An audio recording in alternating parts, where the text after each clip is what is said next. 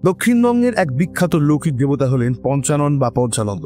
দক্ষিণ 24 পরগনা জেলায় এনাকে বাবা ঠাকুর বলেও সম্বোধন করা হয়। লৌকিক দেবতা হলেও ইনি আঞ্চলিক নন। প্রায় সমগ্র দক্ষিণবঙ্গে, এমনকি উন্নত শহরেও এবং শহরতলিতেও পঞ্চানন ঠাকুরের মন্দির আছে। মূলত রাঢ়বঙ্গের উত্তর ও দক্ষিণ 24 পরগনা, হাওড়া, হুগলি, কলকাতা, বর্ধমান, নদিয়া ও বাঁকুড়াতে এর পুজো হয়ে থাকে। লোকবিশ্বাসে ইনি মহাদেব শিবের এক অর্বাচীন রূপ। অন্য মতে ইনি শিবের পুত্র। পঞ্চানন্দ শিবের পুত্র কিভাবে হলেন সে আলোচনায় পরে আসছি। মহাদেবের সঙ্গে বেশ মিল থাকলেও পঞ্চানন্দ ঠাকুর দেখতে কিঞ্চিত বা কখনো কখনো অতীব উগ্র। পঞ্চানন ঠাকুরের গাত্রবর্ণ উজ্জ্বল লাল, ভোরের প্রথম সূর্যের আলোর মতো। চোখমুখের ভঙ্গি রুদ্ররূপী, বেশ বড় গোলাকার ও রক্তাক্ত তিনটি চোখ ক্রোধদীপ্ত। প্রশস্ত ও কালো টিকালো নাক, দাড়ি নেই, গোঁপ কান অবধি বিস্তৃত। মাথায় পিঙ্গল বর্ণের জটা চূড়া করে বাঁধা এবং তার মধ্যে জটা কিছু বুকে পিঠে ছড়ানো। দুই কানে ধুতরা ফুল, ঊর্ধ্বাঙ্গ অনাবৃত, নিম্নাঙ্গ বাঘ ছাল পরিহিত। আবার স্থান বিশেষে কাপড় ও ধুতি পরানো থাকে।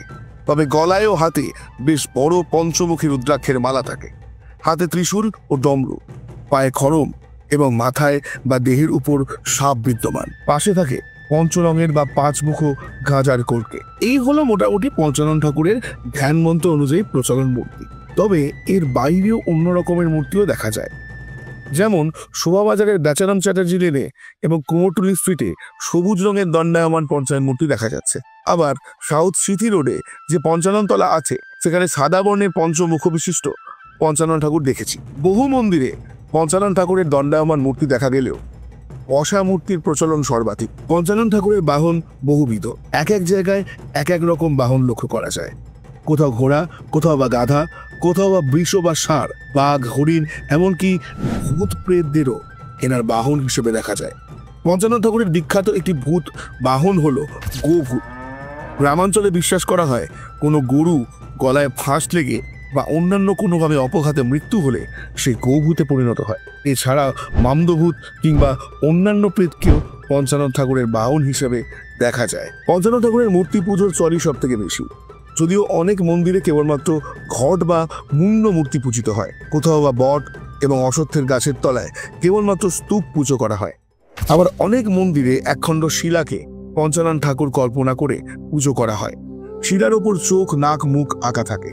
যেমন বউবাজারের হৃদরাম ব্যানার্জি লেনের পঞ্চানন মন্দিরে পঞ্চানন ঠাকুর রক্তবর্ণের শিলাকৃতিতে পূজিত হন। পঞ্চানন ঠাকুর মূলত শিশু রক্ষক দেবতা হিসেবেই সর্বাধিক পূজিত হন। লৌকিক বিশ্বাস, পঞ্চানন ঠাকুরকে পুজো দিয়ে তুষ্ট করলে সদ্যজাত সন্তান এবং ভ্রূণস্থ শিশু সুস্থ থাকে, রোগ মুক্ত থাকে। তাছাড়াও পঞ্চানন্দ ঠাকুর শিশুদের সঙ্গে সম্পর্কিত বেশ কিছু রোগ যেমন জ্বর, ধনুষ্টঙ্কার, রিকেট, খিচুনি, ভূতে পাওয়া ইত্যাদি নিরাময় এবং নিয়ন্ত্রণ করেন। তবে কেবল শিশু রক্ষক দেবতাই নন, কোনো কোনো অঞ্চলে পঞ্চানন ঠাকুর আঞ্চলিক অভিভাবক দেবতা এবং গ্রাম রক্ষক হিসাবেও পূজিত হয়ে আসছেন বহু বছর ধরে। আবার অরণ্যাবৃত অঞ্চলে পঞ্চানন ঠাকুর একেবারে যেমন রোগ ব্যাধির কর্তা, তেমনি আবার বন্যজন্তুর হাত থেকে ভক্তকুলের রক্ষাকর্তাও বটে। যে সকল মহিলাদের গর্ভের সন্তান নষ্ট হয়ে যায় বা সন্তান জন্মে মারা যায়, তারা পঞ্চানন ঠাকুরের কাছে মানত করে পরের বার পুত্র সন্তান জন্মালে এই সন্তানের 12 বছর অবধি পঞ্চানন্দের শরণাগত থাকে। এদেরকে বাবা ঠাকুরের দৌড় ধরা ছেলে বলা হয়। 12 বছর অবধি ছেলেটার কোনো ক্ষৌর কর্ম হয় না। এই ছেলের পায়ে দারুকা নামে এক লৌহ বলয় পরানো থাকে, যা পঞ্চানন্দ ঠাকুরের রক্ষা কবচ। 12 বছর অতিক্রম হলে, অর্থাৎ মানত সম্পূর্ণ হলে, যে ছেলেটিকে তার মা পঞ্চানন্দ ঠাকুরের মন্দিরে নিয়ে যায় এবং সেই দারুকাটি খুলে দেয় এবং প্রথমবারের জন্য তার ক্ষৌর কর্ম হয়, সে সময় বিশেষ খড়া করে পুজো দিতে হয় ওই পরিবারকে। পাশা বলি দেন কেউ কেউ। এবারে আসি পঞ্চানন ঠাকুরের অনুচরদের কথায়। প্রায় সব মন্দিরেই যেসব স্থানে তার মূর্তি পুজো করা হয়, সেই সমস্ত স্থানে পঞ্চানন ঠাকুরের দুপাশে বৃহৎ দুই মূর্তিকে দেখা যায়। কোনো কোনো স্থানে এদের দুজনকে বলা হয় পেঁচো এবং খেচো। আবার অনেক স্থানে পঞ্চানন ঠাকুরের সঙ্গে দেখা যায় জরাসুরকে। কখনো কখনো দেখা যায় ধনুষ্টঙ্কার নামে এক ভয়ঙ্কর মূর্তিকে। নাম শুনে সহজেই অনুমান করা যায় যে এই সমস্ত অনুচরেরা তাদের নামের সঙ্গে সম্পর্কিত রোগকে নিয়ন্ত্রণ করেন। যেমন জরাসুর নিয়ন্ত্রণ করেন জ্বরকে।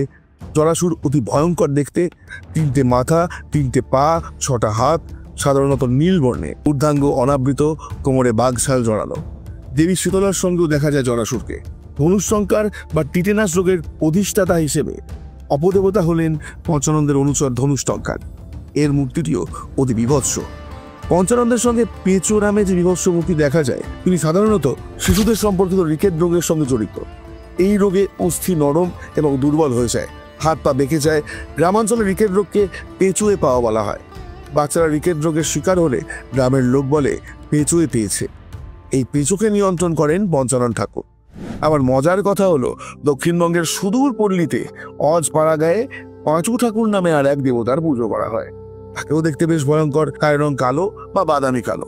কখনো কখনো মাথায় শিং দেখা যায়, বড় বড় দাঁত এবং টকটকে লাল দুটি চোখ। গ্রামের মহিলারা মৃত সন্তান প্রসব করলে বা শিশুদের রিকেট রোগ হলে এই পাঁচু ঠাকুরের পুজো করা হয়। পঞ্চানন্দ এবং পাঁচু ঠাকুর সম্পূর্ণ আলাদা আলাদা দুজন দেবতা।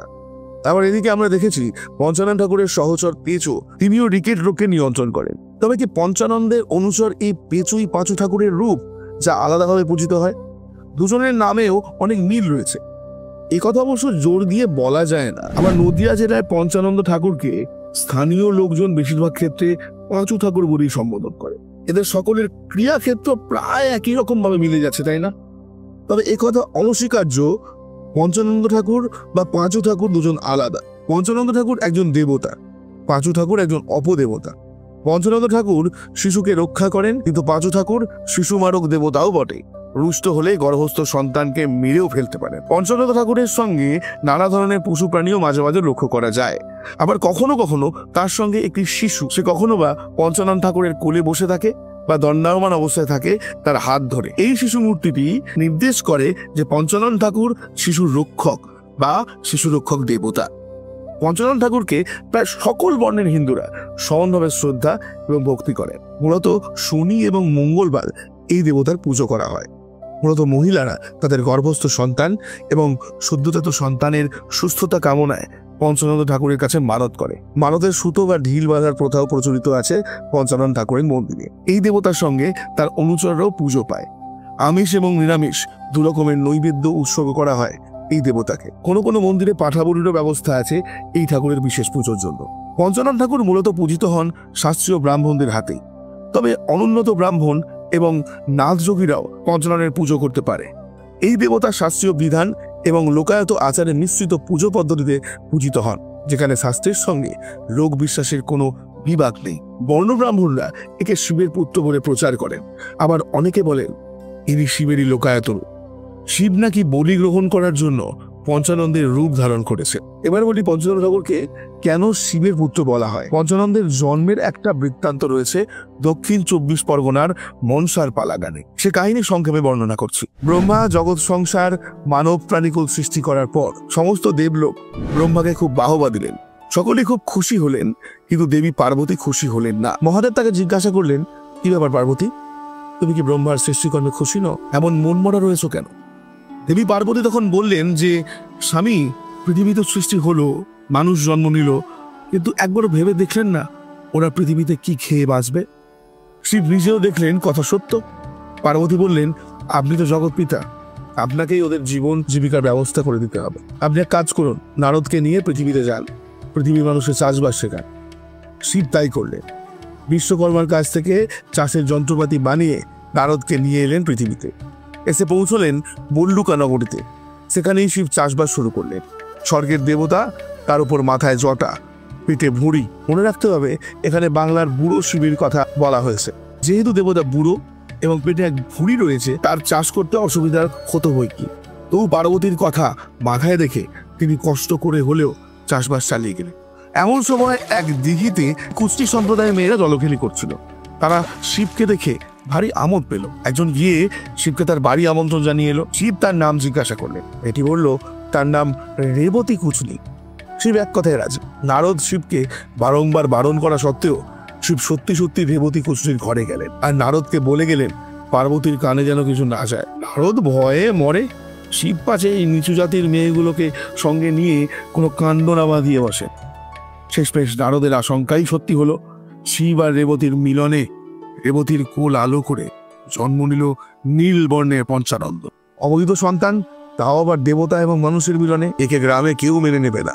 তাই পঞ্চানন্দকে কাপড় জড়িয়ে রেবতী কুচনি বনে ফেলে দিয়ে এলো। সূর্যদেব দেখতে পেলেন পঞ্চানন্দকে, তিনি তাকে তাপ দিলেন। সেই তাপে পঞ্চানন্দ নীল থেকে রক্তবর্ণ ধারণ করলো। পরে অবশ্য শিবের সঙ্গে দেখা হয়েছিল পঞ্চানন্দের। এ তো গেল পঞ্চানন্দের লৌকিক জন্ম বৃত্তান্ত। ইহার কেচ্ছা কাহিনী ছাড়া কিছুই নয়।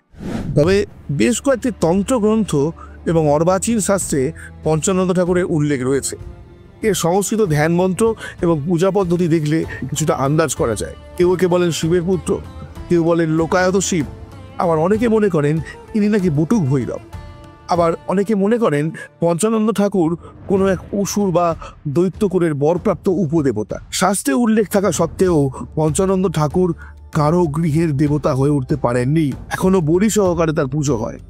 এসব দেখে ধারণা করা যেতে পারে বহুকাল আগে আর্যতর যুগ থেকে এই দেবতা পূজিত হয়ে আসছে। তিনি পরবর্তীকালে শিবের সঙ্গে একাত্মকরণ ঘটিয়ে শিবায়িত হয়েছেন এবং শিবের একাংশ রূপে বা কখনো কখনো সাক্ষাৎ শিব রূপে পুজো পাচ্ছেন। পঞ্চানন্দ ঠাকুরের বিভিন্ন রোগের সঙ্গে সম্পর্ক দেখে একটা সিদ্ধান্তে উপনীত হওয়া যেতে পারে। আসলে প্রাচীনকালে অনুন্নত অঞ্চলের চিকিৎসা পদ্ধতি একদমই উন্নত ছিল না এবং রোগ ব্যাধিকে স্থানীয় মানুষেরা দেবতার অভিশাপ বলে গণ্য করত।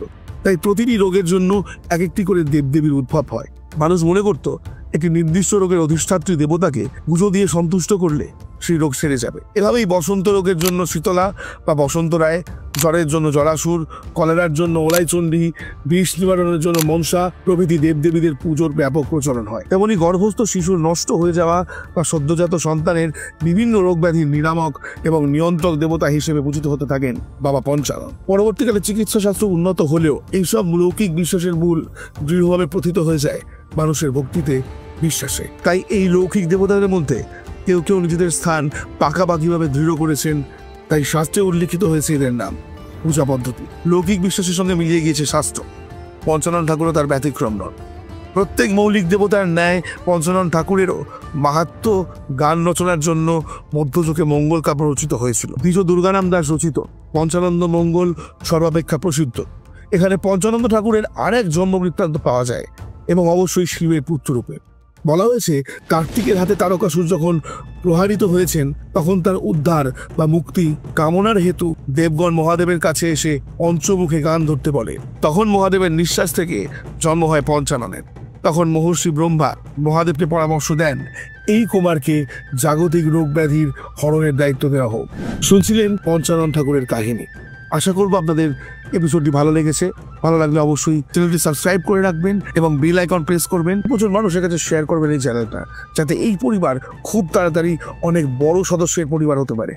আপনারাও জানান আপনারা কি ধরনের কন্টেন্ট দেখতে চাইছেন বা ভিডিও দেখতে চাইছেন। আমি চেষ্টা করব সেই ধরনের টপিকের উপর ভিডিও বানানোর। আর যারা আমার সঙ্গে সরাসরি কথা বলতে চান তার ডেসক্রিপশন বক্সে দেওয়া নাম্বারে যোগাযোগ করুন 6289858577।